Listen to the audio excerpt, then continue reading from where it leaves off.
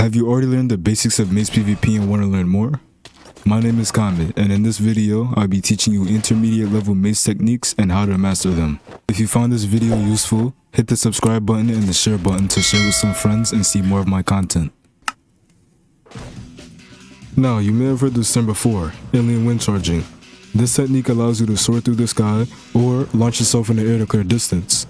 To use this technique, you must have two things in your inventory, one being an elytra and the other being a wind charge. When wearing an elytra, you must double jump and throw a wind charge directly down at your feet while moving forward. Doing this will allow you to boost into the air, giving you space between you and your opponent so you can do more damage with your mace. You can also pair this technique with backspinning, a skill that allows you to damage a player blocking with a shield simply by going behind their character. This skill is an alternative to stun slamming, a harder technique which breaks a player's shield but also deals damage to them by attribute swapping. A skill vital for Mace PvP and the technique breach swapping. Breach swapping is swapping between your sword and your breach mace to double damage to a player.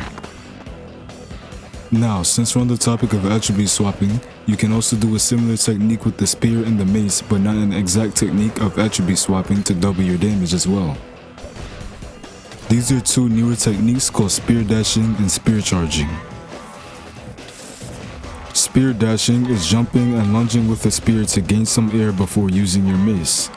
Spear charging is falling while charging with your spear, then quickly swapping to your mace after dealing spear damage.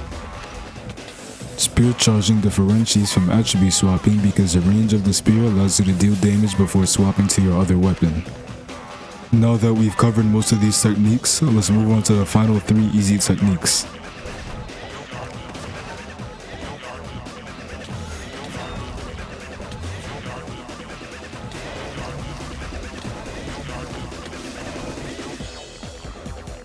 Three simple steps.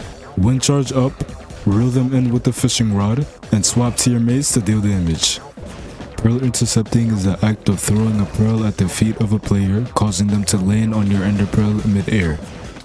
If you stand below a player and throw a pearl directly at their feet, they'll most likely hit you because the skill is only supposed to be used to catch a player off guard.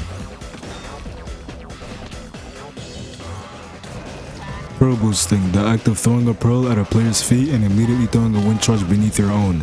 This will boost you up higher in the air than when you do a normal wind charge boost. If you are looking to improve, these are the few techniques you need to work on first before looking at harder techniques. That's all. Good luck.